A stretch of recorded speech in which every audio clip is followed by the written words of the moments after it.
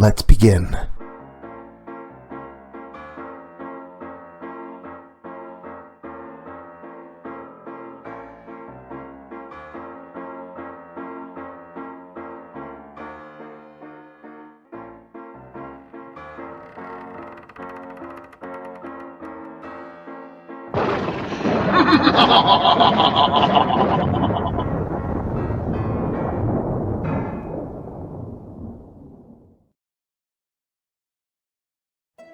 Hey there, scary story fanatics. Welcome back to Cleaving Thought from Bone with your host, Sociopathic. Prepare to put on your floppy shoes and grab your grease paint. We're going to take in a show. No, I'm not talking about ICP, but close. So, don't trust the seltzer and prepare to choke on your cotton candy. Tonight, my big top would like to present you with something you're bound to never forget. The Horror Show.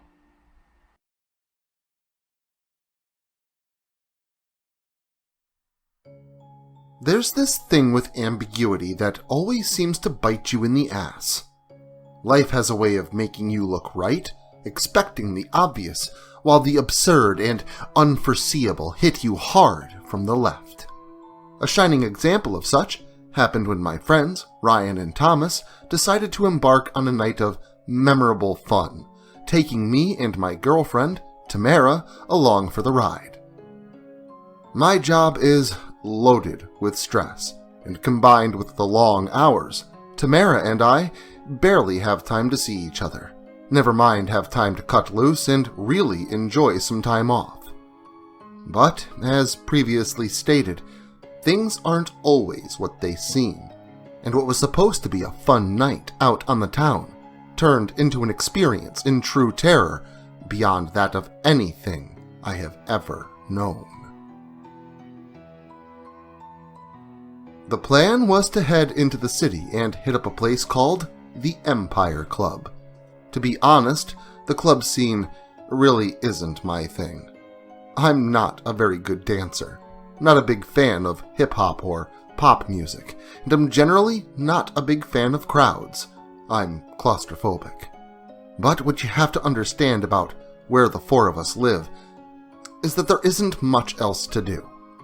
Sure, we live on the outskirts of a small city, but that city is nearly dead, the economy being so bad that most businesses, large and small, have closed shop. So, it's basically walk around Walmart for a few hours, spend a few hours sipping coffee at a local Denny's, or go hit the club. So, club-bound I agreed to be.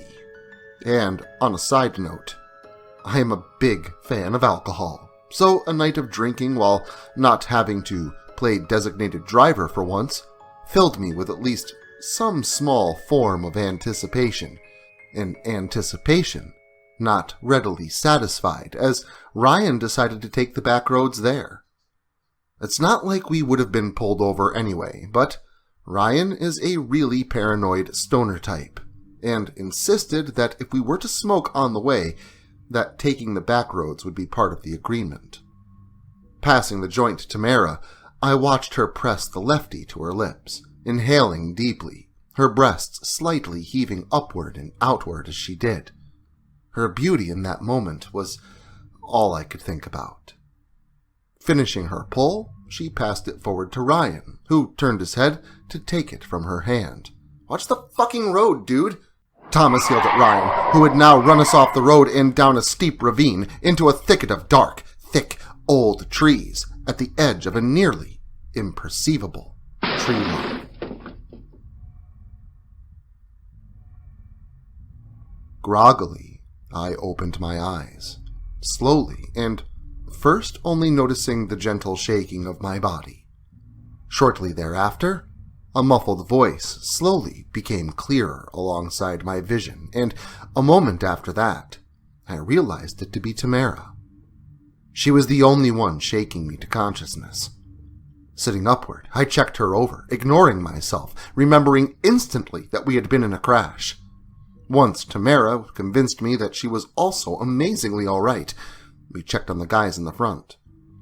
Ryan was still unconscious at that point, having hit the steering wheel pretty hard.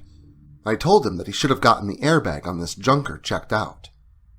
Thomas was just coming around when Tamara and I began calling to him. He had a bloody nose and a small cut above his right eye, leaking a small amount of blood. Like an idiot, I asked him if he was okay. Of course he wasn't. None of us were really, but he said he was. As we began to dote over Ryan, hoping he wasn't dead, he slowly began to finally come around. Ryan had a noticeable lump on his forehead from the wheel and a bloody lip. Aside from that, and a momentary loss of short-term memory, he was fine. Taking a moment to get our bearings and remind Ryan as to the accident we had just been in, we decided to get out of the car, checking each of our phones. Dead. No signal. What have you, none of them worked. A terrible coincidence or something more? We pondered both scenarios. But the fact remained that we still needed help, whatever the circumstances with the phone. So, a new plan was made, which was simply look around in all directions and try and spot any sort of distant light, signaling a house or a business, either with a working phone. I suppose whichever direction we decided to walk in would have caused doubts and anxiousness of what-ifs until reaching some sign of human life. It was Tamara that first pointed it out, but honestly, no one was going to miss the only point of light eking through nearly a mile of what looked like endless trees. We had been walking the road, but it seemed the more we plodded forward, the thicker and more entangled those skeletal branches of mid-autumn night became. But when we all verbally noted our attention to that illumination, we reveled in our luck, assured that we had chosen right when we had chosen left. However, it became quickly apparent, after less than 50 yards of progression, that this distant light was actually many lights. A few more yards, and some lights moved, while others blinked in place. Others altogether did neither, shining brightly, unceasingly. And not much more than that. The colors of those separate lights blossomed into definition, revealing an entire spectrum of contrasting hues. "It's a carnival!" Ryan exclaimed. No one agreed with him at first, but Tamara was the first to take his side, agreeing after a few more steps that it was indeed a fair or a carnival. Not only had there never been a fair or a carnival around here that I have ever heard of, I was pretty sure that no one ever came to this lonely stretch of road. But civilization was civilization, and they would surely have a working phone.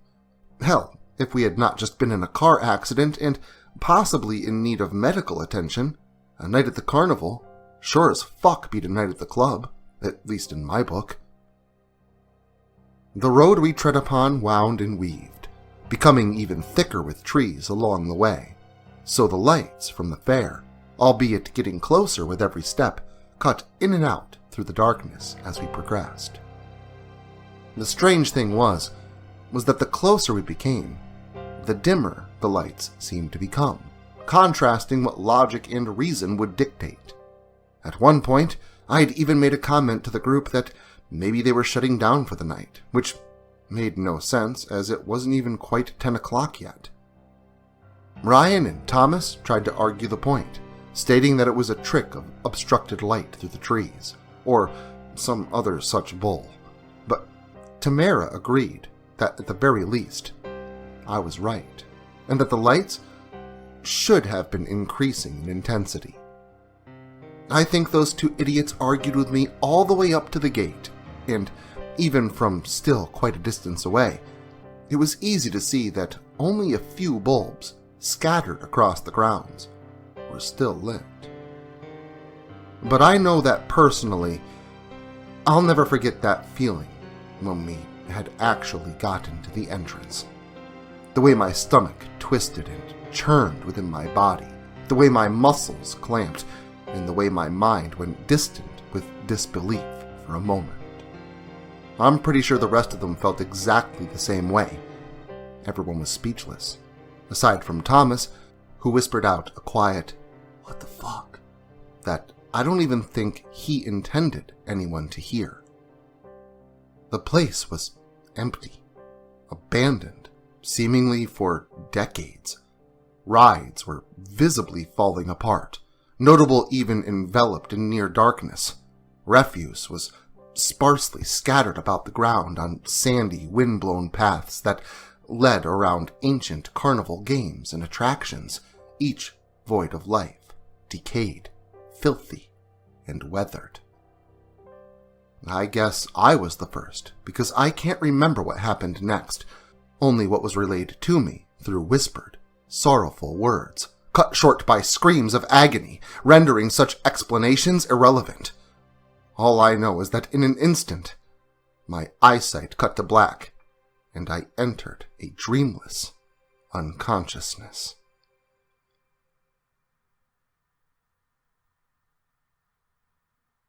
I next opened my eyes slowly to a blurry, bright light, not hearing anything at first, nor did I notice smells or the sensation of steel against flesh, only blurry sight of forward-facing lights that slowly began to define themselves, and as they did, so too did my other senses return to me, and by the time I realized the bright spread of staggered illumination to be stage lighting, a myriad of other horrors were gathered up in the same instant as well. For a moment, I thought I may pass out again, because I couldn't move, bound to a chair by unrelenting metal clasps, because I could distinctly hear the muffled cries and pleads for help from my friends and girlfriend, all nearby to me, because the air was thick with the odors of straw, popcorn, and old, pungent blood and death, almost palpable enough for the very air to taste like copper. I thoroughly believed that I had just awoken to the worst situation imaginable, and by the time those terrifying things with painted, evil grins and maliciously intentful burning eyes entered our line of vision between us and those lights, I knew I was right. There was 3 of them, all lining up single file, and I didn't know what was more terrifying, the fact that they could each pick one of us and do God knows what to us, or be forced to watch and listen as all 3 picked out a single one of my friends, or Tamara, while I was forced to hear it all, knowing that I would soon be next, and that there was nothing I could do about it. Each clown wore similar, baggy black outfits, but differed in hair color and painted expressions. The clown closest to me, sporting a sinister happy grin and a top of curly fire-red hair, glaring at me, and the whimpering trio behind me that I could not see. I tried to yell out to them, to plead for mercy and freedom, and then I realized my mouth to be obstructed. I had no idea what it was, possibly an old rag or the like stuffed into my mouth, but whatever it was, it obstructed my voice, much like the others behind me. Happy Face walked out of my line of sight behind me, and for a moment I shook with fear, knowing at any moment I would see or feel or otherwise sense the approaching malevolent presence behind me. A blue-haired, sad-faced clown and black-haired, angry, scary as hell-faced clown watched on while I trembled in place, unable to do anything else. But they weren't watching me. The duo was focused upon something behind me, slightly to the left, and in an instant, the muffled yelling from behind me became more frantic, more intense, but only for one of them. I heard the sound of something loud being dragged across the floor, and a moment later, Happy-Faced returned to my line of sight, walking backwards, giving me a wink as he began passing me by. I felt my skin crawl like 1,000 fleas across a carpet. In his grip was both a chair and Ryan bound to it. The sense of relief at knowing I was not chosen was quickly replaced by the dread of what would happen to my friend. The creature stopped just before the center of the collection of lights, while the other two faced them and looked past them into the darkness and waved their hands with raised arms. And from that abysmal darkness came a loud, booming sound of cheering. What sounded like 100, maybe 1,000 voices, all clamoring at once, all clamoring in delight. I tried to scream, "Stop!" or "What the fuck is going on?" but the soft gag in my mouth prevented anything more than a muffled yelp. I was helpless to do anything. The sensation of hopelessness sank deep into the core of my being. The black-topped, angry-faced clown bent down to pick up something from the floor that I had not previously seen. Happy Face, next to him, geared up the crowd, and as he did, and when the noise had reached a crescendo, Angry Face gave the object to the red-haired, happy-expressioned clown, standing near to a struggling and ever-increasingly whimpering Ryan. Happy Face reached out with one hand and pulled out whatever was keeping Ryan gagged. The tape around his head ripped, and like a tidal wave once held back by a dam, Ryan's pleas for help erupted forth like he was puking up words and desperate pleads for assistance. I don't know why. Maybe it was his way of trying to ignore the pliers getting ever closer to his mouth, but Ryan turned to me and began to explain how these fuckers had rendered me and Thomas unconscious and then abducted us all, bringing us to what looked like an old circus tent from the outside. Ryan clearly attempted to vomit forth more information, but was then silenced by pliers being shoved deep into his mouth. Mumbling and screaming behind the obstruction, Happy Face began to pull backward, pulling with it a long stretch of muscle. Ryan's tongue. The crowd in the darkness yelled and screamed once more, and at the peak of Ryan's screeches and squeals, the tongue slowly began to rip, and then suddenly snapped, causing a spout of blood like a fountain to burst forth. The voices went wild, and all three clowns laughed wildly. I tried my best not to watch, but I saw that fucking clown rip out nearly all of Ryan's teeth, one by one, before finally being handed a large wooden bat or club from the blue-haired one, reeling back and smashing a defenseless Ryan across the forehead with it. Ryan's body jerked and twitched for a few moments before falling limp. Ryan was dead. The crowd roared, and the world became surreal. This couldn't have been happening. I could hear muffled screams and yelps from my peers behind me, and struggling as hard as I did, straining every muscle and jerking my body violently, was all an effort in futility.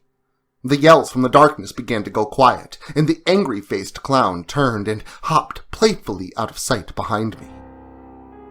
Its cheers intensified slowly once again, as that scraping sound of metal being dragged resounded once more.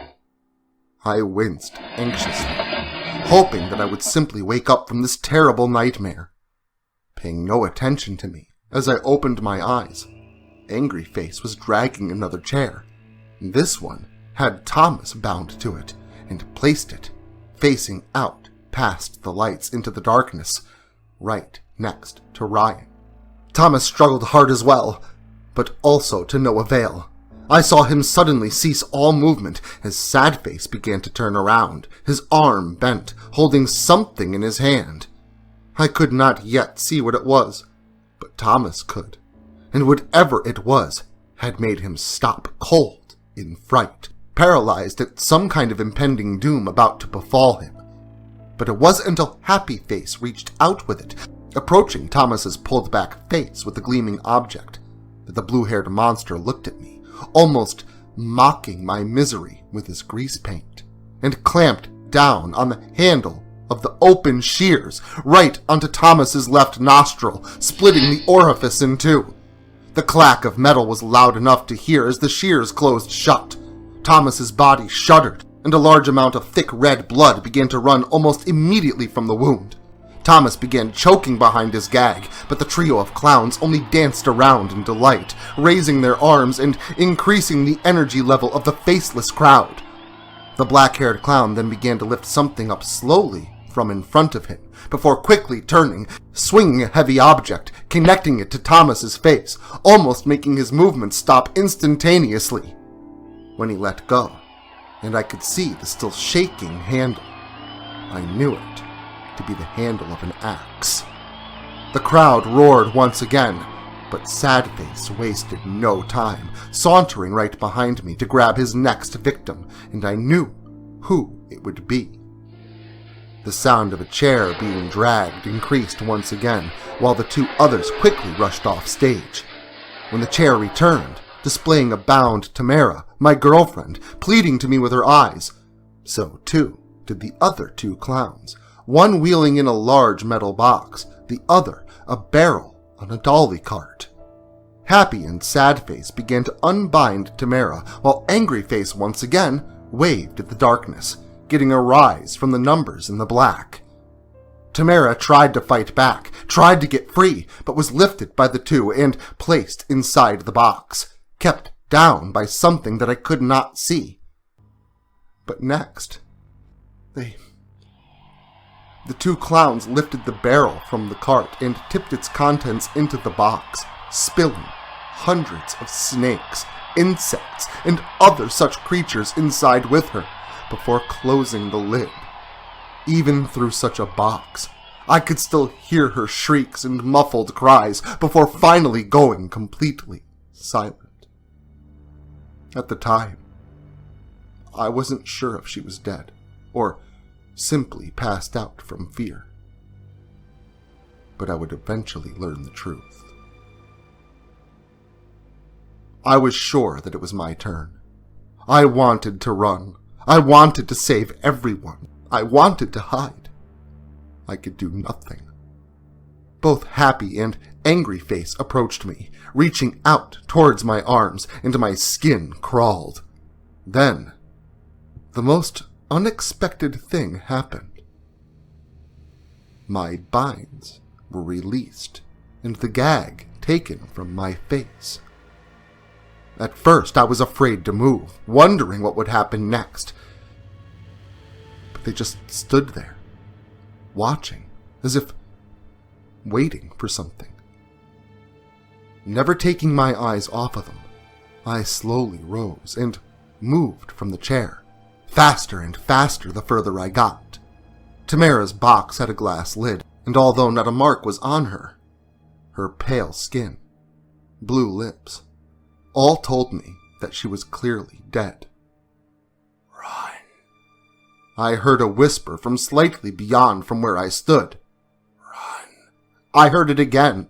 When I heard it a third time, watching the lips move, I realized where they had come from.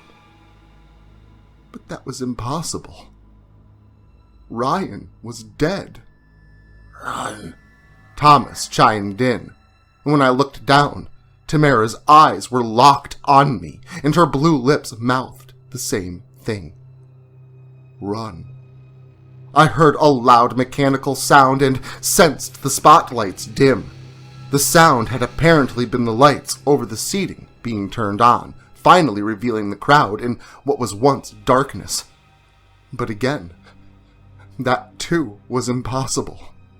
In every single chair, in every single row, sat a corpse, long dead, rotted, and nearly decayed down to the skeleton for most, all looking as if they'd been there for ages. My dead friends didn't have to tell me again. I scanned where I stood, identified an ironically, easily locatable exit sign, and took their suggestion. I took off as fast as my legs could take me, off the stage, out the door, and into the night beyond. I ran.